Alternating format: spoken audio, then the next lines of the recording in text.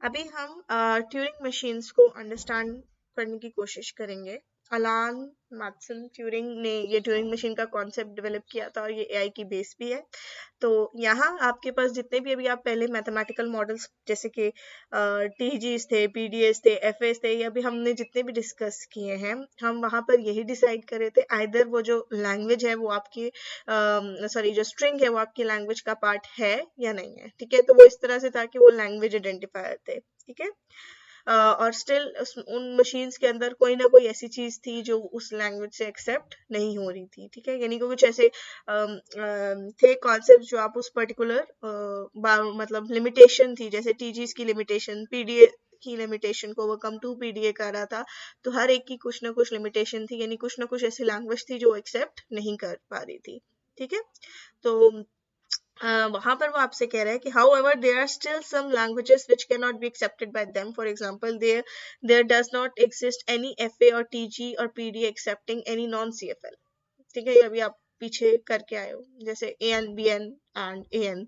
तो इनको करने के लिए हम 2 PDS की तरफ जंप किया था, और 2 PDS के बारे में आपको यही बताया था कि वो somehow बराबर ही है ट्यूरिंग मशीन्स के। ठीक है, तो यहाँ पर ट्यूरिंग मशीन्स अब आपके पास नॉन CFL को भी एक्सेप्ट करके आपको देगा। तो नॉन CFL लैंग्वेज को अभी हमने एक प्रैक्टिस पीछे भी अभी करके आए हैं। तो ट्यूरिंग मशीन के अंदर थोड़ा सा फर्क ये है कि जैसे आप पीछे काम करते आए हो और पीडीएस के साथ, वैसे ये अल्फाबेट है जो आप इनपुट से रीड कर रहे हो, बट थोड़ी आसानी ये होगी है कि यहाँ पर कोई स्टैक नहीं है। यहाँ पर सिर्फ और सिर्फ एक इनपुट टेप है, और उस इनपुट टेप पे सेल्स हैं जो कि इनफाइनाइट बहुत सारी लोकेशंस हैं एक डायरेक्शन के अंदर। जैसे एक टेप होती है, आप उसको खोलते जाओ, वो इनफाइनाइट टेप है और वो खुलती जाएगी, उसमें ढेर सारे सेल्स हैं। आप जो इनपुट स्ट्रिंग है उस टेप के ऊपर लिखा हुआ है, फर्स्ट लेटर आपका सेल नंबर 1 पे होगा, फिर उससे आगे 2 पे, 3 पे, इसी तरह से चल रहा होगा, और जहां आपकी इनपुट खत्म होगी वहां ब्लैंक आ जाएगी, और उससे आगे फॉरवर्ड भी आपके पास सारी टेप के ऊपर सिर्फ और सिर्फ ब्लैंक्स होंगी। ठीक है, तो ये बेसिक कॉन्सेप्ट ट्यूरिंग मशीन का है। तो अगर आप उसको इमेजिन करना चाहते हो तो ये आपके पास एक ट्यूरिंग मशीन की टेप दी हुई है। ठीक है, और फर्स्ट पोजीशन पे पहला लेटर होगा, सेकंड पे दूसरा, थर्ड पे तीसरा, और अगर आपके पास एक दफा ब्लैंक आ गया तो इसका मतलब है आगे सारी आपके पास टेप पे कुछ भी ब्लैंक सी मौजूद है। ठीक है, और यहाँ एक हेड है आपके पास जो उस टेप से आपका कंटेंट रीड करके दे रहा है। जैसे पीछे भी एक हेड मौजूद था, वो जो बता रहा है कि करंटली हम ये वाला एलिमेंट रीड कर रहे हैं। ठीक है, और ये आप अपने बेसिकली पीछे तो ये था कि आप वन डायरेक्शन पे टेप पे मूव कर रहे थे, यहाँ आपके पास ऑप्शन आ चुका है कि आप लेफ्ट और राइट मूव कर सकते हो टेप पे। यानी आपने पहले कोई चीज रीड की है, आप टेप हेड को आगे भी लेके जा सकते हो और फिर टेप हेड को वापस पीछे मूव कर सकते हो। तो इट्स क्वाइट इजी। यानी यहाँ अब आपके पास जो मेमोरी यूनिट है वो सिर्फ और सिर्फ ये टेप है। यानी स्टैक का जैसा आप मेमोरी यूनिट में आपको कही थी कि एक आप कुछ स्टोर करने के लिए अपने पास रख रहे थे, वैसा कुछ अब यहाँ पर मौजूद नहीं है। ठीक है, इनिशियली सेल आई पे होगा, tape head can not move to the left of the cell i, the location of tape head is denoted by this. तो जहां आपको ये दिखेगा तो वहां आपको पता होना चाहिए कि ये आपके पास टेप बेसिकली हेड को रिप्रेजेंट कर रहा है। An alphabet of tau of a character that can be printed on the tape by the tape head. Tau में include the letter of alphabet. Even the tape head can print blank, which means to erase some character from the tape. अच्छा, अब ये बातें आपको इस तरह से समझ आएंगी कि जब आप उसे पर्टिकुलरली रीड कर रहे हो तो वो जो करेक्टर है आप अपने प्रिंट भी करा सकती हो, उसको फॉरवर्ड मूव भी करके उस पर्टिकुलर स्पेस पे आप ब्लैंक भी रिप्लेस कर सकते हो। ये जो रिप्लेसमेंट वाला काम है ना, इरेज करना, इंसर्ट करना, डिलीट करना, ये थोड़ा सा आगे का काम है, बट अभी हम बेसिक बेस पढ़ रहे हैं अभी ट्यूरिंग मशीन की। ठीक है, तो बेसिकली अभी हमने पीछे देखा कि जैसे आपके पास पीछे था एक स्टार्ट स्टेट होगी और कुछ हार्ड स्टेट्स होंगी जो कि एक्सेप्ट की तरफ आपको लेकर जा रही होगी। फर्दर आपके पास यहाँ पर ये थोड़ी सी इंपॉर्टेंट चीज है, क्योंकि पीछे वाला तो कॉन्सेप्ट वैसा ही है जैसे आप पीडीएस में पढ़े थे। ठीक है, अगर आपको नहीं समझ आ रही तो मैं आपको थोड़ा सा दिखा दूं। यानी एक स्टार्ट स्टेट है और हॉल्ट है, यानी हॉल्ट आपकी यहाँ पर एक्सेप्टिंग स्टेट है, यही यहाँ पर वो एक्सेप्ट हो रहा है या नहीं हो रहा। अब यहाँ पर आप प्लीज नोट करना कि जो programme which is the set of rule which shows that which state is to be entered when a letter is read from the tape and which character to be printed. This program is shown by the state connected by directed edges labeled by triplet. यानी इस triplet के अंदर तीन चीजें हैं। एक letter जो आप रीड कर रहे हो, एक लेटर जो वहां आप बेसिकली प्रिंट कर रहे हो, और फिर डायरेक्शन आपके पास टेप में सिर्फ लेफ्ट और राइट ही है।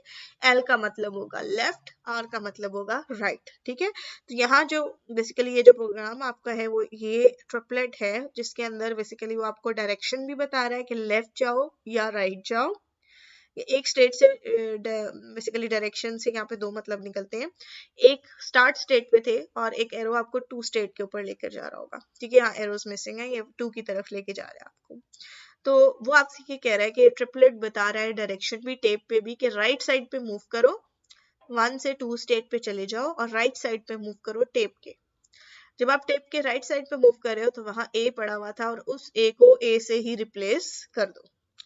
फॉर एग्जाम्पल यहाँ पर आते हैं, इसको थोड़ा सा उसने ना एक्सपैंड करके बताया कि पहला जब लेटर हमारे पास इनकाउंटर हुआ वो ए था, और जो टेप पे हेड वो रीड करा है और वो पॉइंट बिल्कुल फर्स्ट लेटर पे कर रहा है, और सेकंड लेटर वहां पर बी मौजूद है, ठीक है।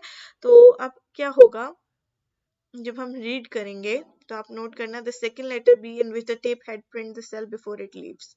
अब यहाँ पर बेसिकली इधर से देख लेते हैं, हाँ यहाँ पर ए पर है, और जब वो ए को रिप्लेस करके सेकंड अपने सेल की तरफ जाएगा, तो जो आपका बेसिकली प्रोग्राम के अंदर जो सेकंड पार्ट लिखा हुआ है जिसको उसने सेकंड लेटर कहा हुआ है बी, यानी वो ए को हटा देगा और इसकी जगह क्या लिख देगा, बी। और ये लिखने के बाद जो थर्ड आपका ट्रिपलेट का पार्ट है वो डायरेक्शन बता रहा है, हेड को कहाँ मूव कर दो, राइट साइड पे, यानी इस ए की जगह बी आ जाएगा और हेड आपका कहाँ चला जाएगा, टू लोकेशन के ऊपर। और इसी तरह ये आपके पास चलता रहेगा। इसको further it may be noted that there may not be any outgoing edge at a certain state for certain letter to be read from the tape, which creates non-deterministic in Turing machine. It may be noted, अच्छा अभी हम non-deterministic Turing machines को pause कर देते हैं। Machine crash कब करती है, इन चीज़ों को अभी के लिए हमने इस पर्टिकुलर नोट को पॉज करके हम इस पे दोबारा आएंगे। तो मैं अभी एक सिंपल सी एग्जांपल आपको करवाना चाह रही हूँ ताकि आपको बेस जो है ट्यूरिंग मशीन की वो समझ आ जाए और हम ये भी समझ सकें कि 2 PDS जो होते हैं वो ट्यूरिंग मशीन के बराबर की पावर रखते हैं। तो सबसे पहले आपने स्टार्ट किया और आपकी इनपुट टेप के ऊपर जो भी लेटर आ रहा है उसको ए है तो उसको पहले लेटर को ए से रिप्लेस करो, और अगर बी लिखा हुआ है तो उसको बी से रिप्लेस करो स्किप करके। यानी अगर आप उसी चीज को रिप्लेस कर रहे हो तो इसका मतलब है आप उस पर्टिकुलर सेल को स्किप कर रहे हैं और आप सिर्फ राइट साइड पे मूव कर रहे हैं। तो जो भी आपकी फर्स्ट पोजीशन पे लिखा हुआ था उसको हमने उसी से रिप्लेस करके फॉरवर्ड मूव कर दिया। सेकंड पोजीशन के ऊपर वो कह रहा है कि अगर आपके पास बी लिखा हुआ है, ठीक है, अगर आपके पास बी लिखा हुआ है तो बी को बी से रिप्लेस करो और राइट साइड पे मूव कर जाओ। अच्छा अब हम फॉर एग्जांपल ए लिखा हुआ था, ए को ए से रिप्लेस किया उसने, और अब बी लिखा हुआ था और बी को बी से रिप्लेस करके वो थर्ड सेल पर आ चुके हैं, वहां उसके पास क्या मौजूद है, ए। अब वो आपसे कह रहा है कि उसके बाद ए या बी कुछ भी लिखा हुआ है तो उसको स्किप करते हुए सब कुछ भी लिखा हुआ है, यानी ये लूप चल रही है। यानी यहाँ अब आपके पास यहाँ तो था ना कि first location of the cell और फिर सेकंड सेल पे जो लिखा हुआ है, यहाँ अब लूप चल रही है तो यहाँ सेल के काउंट पे कोई रिस्ट्रिक्शन नहीं। अब हम नहीं देख रहे कि फर्स्ट सेल है या सेकंड सेल है, सेकंड सेल के बाद ए या बी कुछ भी लिखा हुआ है उसको उसी से रिप्लेस करके तब तक करते जाओ जब तक आपके पास आपकी टेप से ब्लैंक रीड नहीं हो जाता। ब्लैंक का मतलब यहाँ आपकी इनपुट जो आप रीड कर रहे थे वो खत्म हो चुकी है, और उस ब्लैंक को ब्लैंक से रिप्लेस करके आप राइट साइड पे मूव कर जाओ और ये आपकी कंडीशन टर्मिनेटिंग आ रही है। फॉर एग्जांपल वो ये कह रहा था पहले ए आया, ए को ए से रिप्लेस करो, राइट साइड पे मूव करो, फिर सेकंड स्टेट पे जब वो पहुंच चुका है, सेकंड स्टेट पे अगर उसको बी मिलता है तो बी को बी से रिप्लेस करो और राइट साइड पे मूव कर जाओ। और इसके बाद ए या बी कुछ भी आता है, फॉर एग्जांपल यहाँ तो एक दफा ए लिखा हुआ है, सीरीज ऑफ एज या बीज आ रहे होते हैं उन सबको स्किप करो, जहां तक आप ब्लैंक रीड नहीं करते, ब्लैंक को ब्लैंक से रीड कर लिया तो उससे आगे मूव कर जाओ, ठीक है।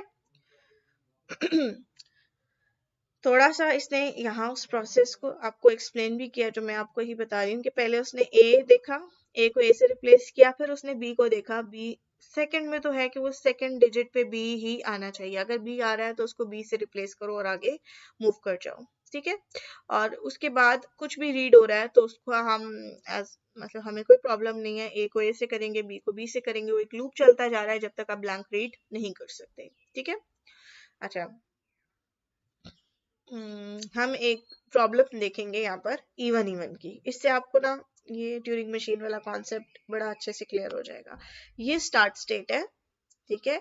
और अगर आप इनपुट टेप पे बी को रीड करें, मैं यहाँ ड्रॉ नहीं कर सकती बट लेट्स ट्राई।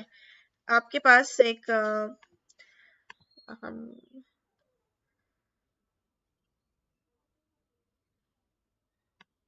इसको थोड़ा सा साइड पे कर देती हूँ।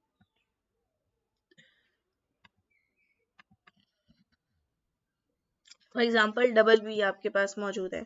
अब क्या ये इवन इवन है? यस, ये इवन इवन है, ठीक है, क्योंकि ए जीरोज है और वो भी इवन है और दो बीज है, इसको एक्सेप्ट होना चाहिए था। इसको रीड करते हैं। सबसे पहले मैंने बी को रीड किया, मेरा भी हेडर यहाँ पर है और उसके आगे सारी ब्लैंक है, मैं ब्लैंक को डैश से रिप्रेजेंट कर रही हूँ, ठीक है। सबसे पहले मैंने इस बी को रीड किया है स्टार्ट से, तो वो कह रहा है बी को बी से रिप्लेस करो और राइट साइड पे मूव कर जाओ। यहाँ पर एरोज मिसिंग है, so sorry for the arrows, कि यहाँ पर 1 से वो 2 की तरफ जा रहा है। तो आप क्या करेंगे, 1 को बी से ही रिप्लेस करके आगे राइट साइड पे मूव कर जाएंगे टेप पे। अब टेप पे यहाँ से ये एरो 2 से वापस 1 की तरफ आ रहा है, तो क्या करेंगे, जब यहाँ सेकंड सेल पे अगर वो बी रीड करता है, अगर तो वो बी रीड करता है तो बी को भी बी से रिप्लेस करें, यानी इस बी को बी से रिप्लेस करें और राइट साइड पे मूव कर जाए। तो ये कंडीशन आपको लेके जा रही है और आगे आपके पास डेल्टा ब्लैंक पड़ी है, ब्लैंक को ब्लैंक से रीड करें और राइट साइड पे मूव कर जाए, तो ये आपके पास एक्सेप्टेबल है। एक और इनपुट देखते हैं, फॉर एग्जाम्पल बी ए, यहाँ पर उसको रिजेक्ट होना चाहिए, ऐसा ही है। तो सबसे पहले अगेन वो स्टार्ट से बी को रीड करेगा, 2 स्टेट पे जाएगा और बी को बी से रिप्लेस कर देगा, फिर वो ए पे जाएगा, ठीक है। और यहाँ पर 2 से वो 1 पे वापस नहीं आ सकता क्योंकि अब उसने बी ए को रीड कर लिया, तो वो कहाँ चला जाएगा, फोर्थ स्टेट के ऊपर। ये 2 से एक 4 की तरफ एरो आ रहा है, ए को ए से रिप्लेस करो, उसने ए को ए से ही रिप्लेस किया और वो राइट साइड पे मूव कर गया और उसको अब ब्लैंक दिख गई है। यहाँ पर अब क्या हो रहा है कि उसके पास यहाँ फर्दर आगे जाने का रास्ता नहीं है, ये रिजेक्शन वाली स्टेट की तरफ जाएगा।